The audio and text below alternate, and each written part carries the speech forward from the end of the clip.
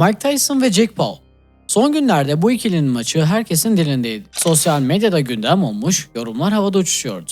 Maçın sonucunda her ne kadar Tyson yenilmiş de olsa o her zaman bizim için bir demir yumruk lakaplı bir boksör olarak kalacak. Bazılarına göre bu işin bir oyun olduğunu savunsa bile biz bu işin gerçek kısmını büyük ihtimalle bilemeyeceğiz. Ama bugün konuşacağımız şey maçtan çok daha fazlası. Mike Tyson'ın inanılmaz hayat hikayesi.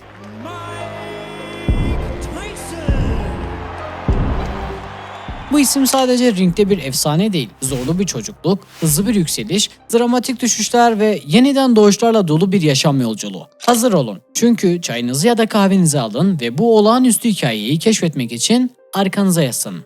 İyi seyirler.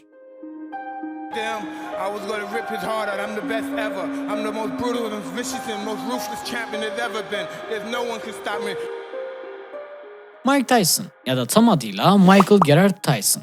30 Haziran 1966'da Brooklyn, New York'ta dünyaya gözlerini açan bu çocuk belki de gelecekte dünyanın en güçlü yumruğunu sallayacağını bilmiyordu. Ancak kader onun için zorlu yollar hazırlamıştı. Tyson'ın çocukluğu şiddetin ve yoksulluğun hüküm sürdüğü bir mahallede geçti. Henüz 13 yaşında suç ve şiddet dolu bir çevrenin içinde tam 38 kez tutuklanmış bir çocuktu. Evet, her ne kadar ana konumuz olmasa da Mike Tyson'ın geçmişine benzer zorluklarla mücadele eden gençlere dair bir noktaya değinmek istiyorum. Amerika'da gençlerin suça karışma yaşı genellikle 15 ila 25 yaş aralığında yoğunlaşıyor. Özellikle düşük gelirli mahallelerde büyüyenler bu risklerle daha çok karşılaşıyor. Bu duruma çözüm olarak Amerika ve İngiltere gibi ülkelerde suça yeni bulaşmış gençler için farkındalık programları düzenleniyor. Gençler gerçek hapishanelere götürülüp mahkumlarla yüz yüze getiriliyor. Amaç suçun sonuçlarını gerçekçi bir şekilde göstermek ve onları daha sağlıklı bir yola yönlendirmek. İşte bu tür önlemler geleceğin Mike Tyson'larının hayatını olumlu yönde değiştirebilir. Ancak Mike Tyson ise bu sert koşullarda kendini savunmak için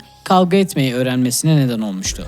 Ve hayatı yalnızca sokak kavgalarıyla sınırlı kalmayacak. Tyson'ın hayatındaki ilk büyük dönüm noktası bir gün karşısına Castro Amato adında bir adamın çıkmasıyla başladı. Bu sıradan bir karşılaşma değildi. Amato, genç Mike'ın potansiyelini fark etmiş ve ona aslında çok az insanın sahip olduğu bir fırsat sunmuştu. Tyson bu fırsatı değerlendirdi. Sadece bir boksör değil, aynı zamanda zihin kontrolü konusunda güçlü bir savaşçı olarak eğitildi. Amato'nun en büyük eğitisi şuydu: asıl düşman rakiplerin değil, kendi korkularındır ve bu öğreti Tyson'ın hayatı boyunca taşıyacağı bir rehber haline geldi. 1985 yılında Tyson 18 yaşında profesyonel boksa adım attı ve ringdeki agresif, korkusuz stiliyle bir fırtına gibi esmeye başladı. Kısa sürede rakiplerini nakavt ederek adından söz ettiren bu genç adam 1986 yılında yalnızca 20 yaşındayken Trevor Berbick'i yenerek Dünya Boks Konseyi ağır siklet şampiyonu oldu. Bu zafer onu tarihteki en genç ağır siklet şampiyonu yaptı. Ancak bu sadece bir başlangıçtı. Tyson hızla WBA ve IBF kemerlerini de kazanarak Birleşik Ağır Siklet Dünya Şampiyonu oldu. Onun gücü ve ringdeki cesareti ona Demir Mike ve gezegenin en kötü adamı lakaplarını kazandırdı. Artık o sadece bir boksör değil, ağır siklet tarihinin en korkulan isimlerinden biri olmuştu. Ancak her büyük zaferin bir sınavı vardır. Tyson için bu sınav 1990 yılında Buster Douglas'a karşı aldığı şok yenilgiydi. Yenilmezlik imajı sarsılmıştı, ancak esas zorluk henüz başlamamıştı.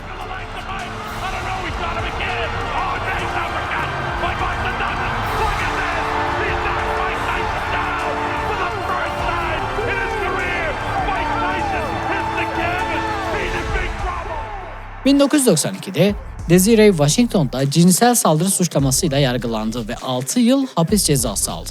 Bu dönem Tyson'ın hayatında büyük bir kırılma noktasıydı. Ringdeki üstünlüğünü şimdi kişisel yaşamındaki zorlukların gölgesinde bırakmıştı. Şartlı tahliyeyle serbest bırakıldıktan sonra ringlere tekrardan geri döndü. Ancak eski Tyson'ı yeniden görmek isteyenler için işler pek de umulduğu gibi gitmedi. 1996'da Evander Holyfield ile yaptığı rövanş maçında Tyson'ın öfkesine yenik düştüğü an tüm dünyayı şok etti. Rakibinin kulağını ısırması sadece skandal yaratmakla kalmadı. Aynı zamanda Tyson'ın agresif imajını da güçlendirmişti. Ama Tyson'ın hikayesi burada bitmiyor. Çünkü skandalların ve inişlerin ardından Tyson bambaşka bir yolculuğa çıktı.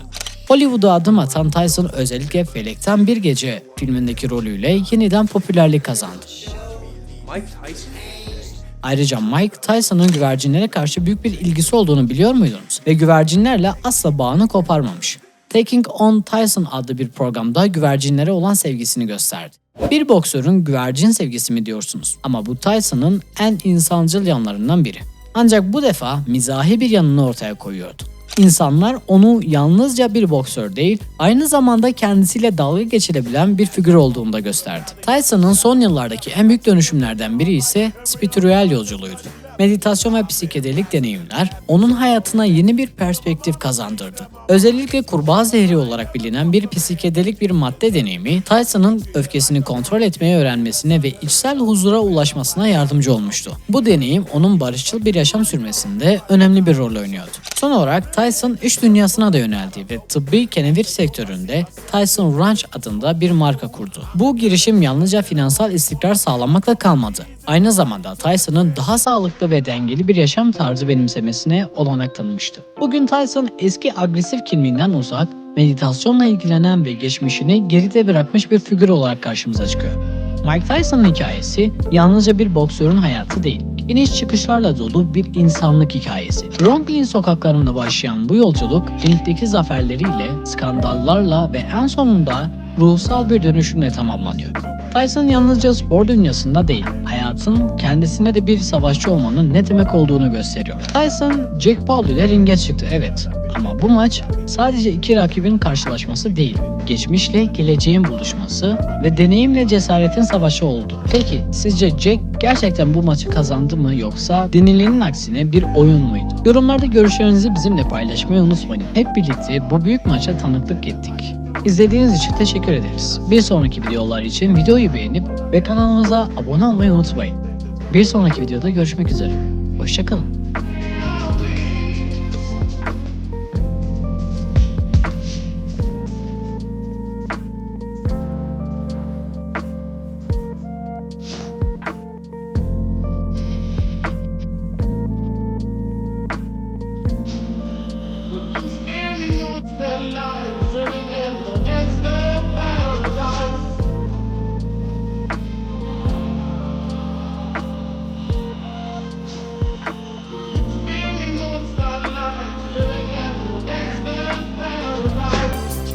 And the money.